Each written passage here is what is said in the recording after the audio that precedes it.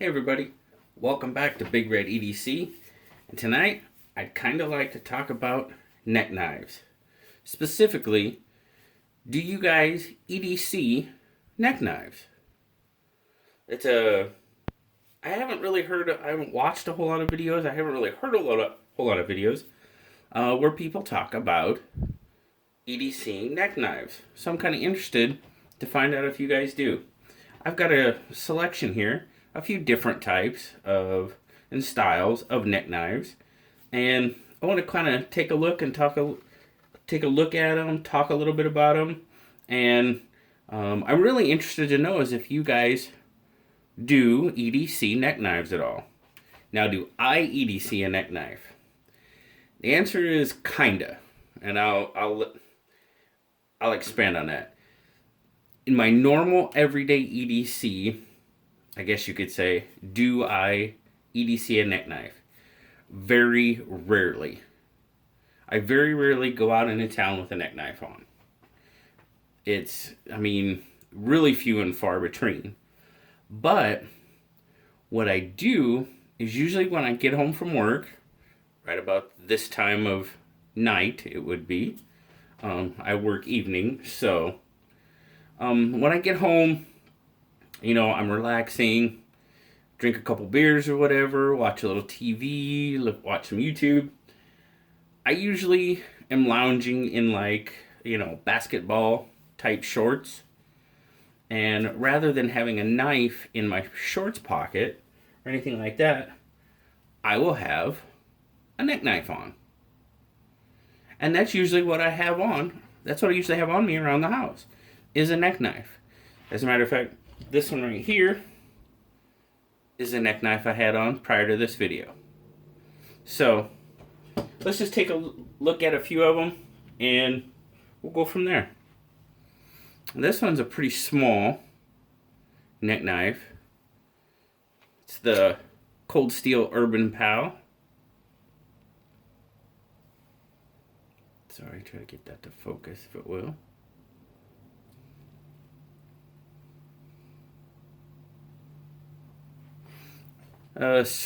Serrated blade. I am not really a huge proponent of serrated blades. Yes, they have their purpose without a doubt, but I own knives with partial serrated blades usually. I don't have very many with full serrated blades, and I just don't like EDCing a serrated blade. I pretty much want a standard blade. So, but this little guy, punch style knife, held between the fingers, just like so. Very small, very light. This thing hardly weighs anything, and fairly easy to carry around the neck. Got a little bit of paracord on there. I forget what that is. It's light cord. So, very small.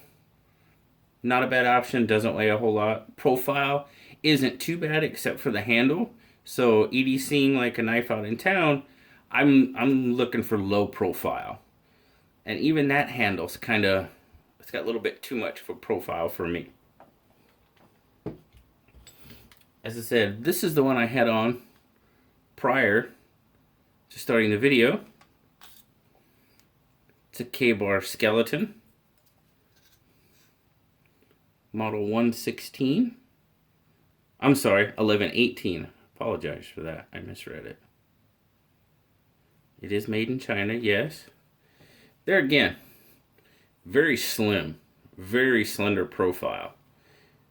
And when I said I rarely wear one out in town, you can see it's got this is usually the one I wear out in town. If I wear a neck knife, it's going to be this one. I believe they said it was AUS 8 steel when I was looking it up. But it's not a bad little knife. Pretty good retention. So that is definitely another thing you want to think about is your retention factor. You don't want this thing falling out in the middle of Costco or Walmart or something like that.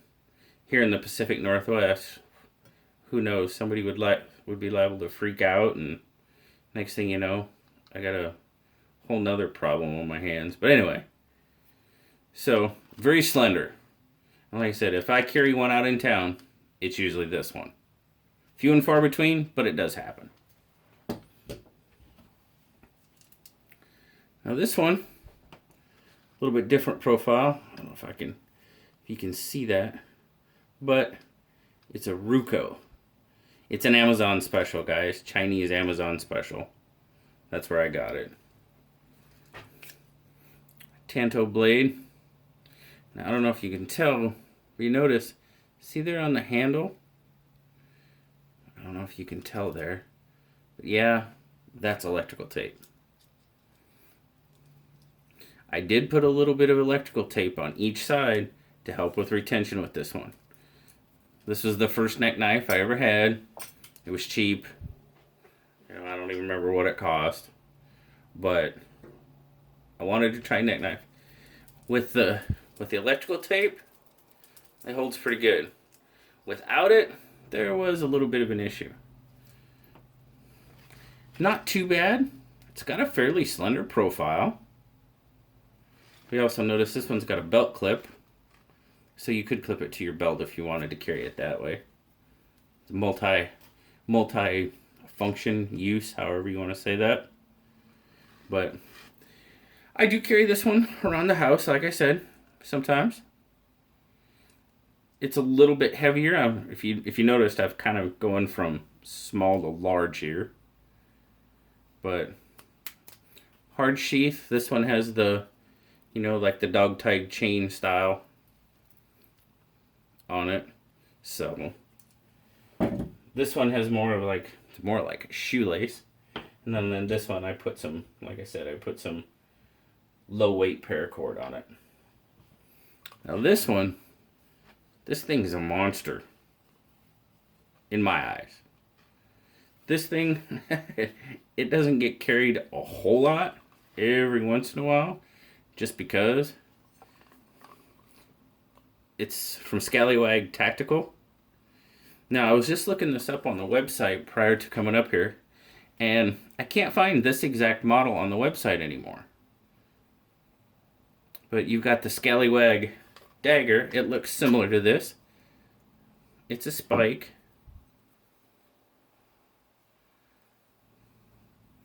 It's a little beefy.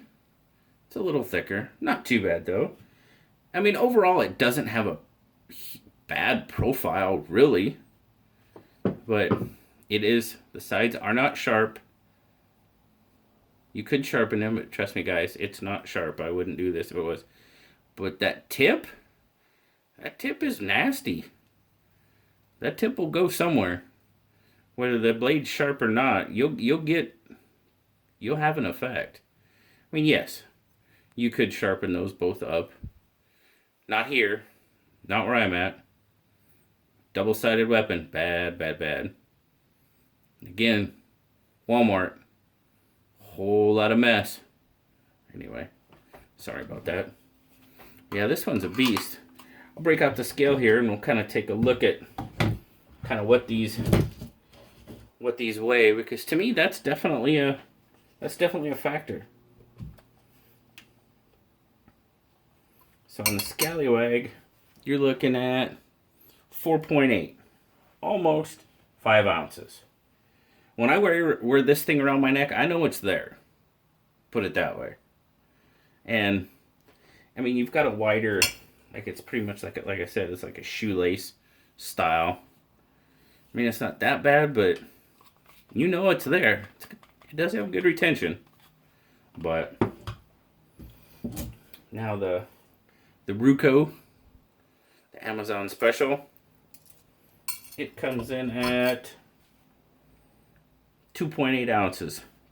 So just under 3 by my scale. Not too bad. This one's not, it's not too bad around the neck. Now the K-bar, this one, it's pretty light. There's hardly anything to this one. It comes in at, I'm getting 1.3 ounces. So that one you hardly know is there. And last but not least, our Cold Steel Urban Pal.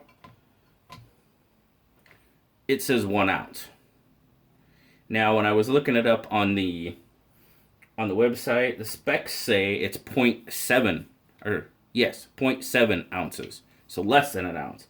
I guess the paracord, maybe, I don't know. Maybe my scale's a little bit off. But yeah, this little guy, yeah, you don't even know this thing's there. I mean, really. With this one and the K-bar, you really don't know they're around your neck. The Ruco, a little bit. That scallywag, yeah, you know that puppy's there. And it swings. The weight, you know, it causes it to swing and hit your shirt. So if you're looking at concealment and that type of thing, not really the best option. Like I said, if I go out into town, it's definitely the K-bar. And around the house, it's a little bit of everything. Normally, most often, it's these two with this one mixed in. This one, every once in a while. So,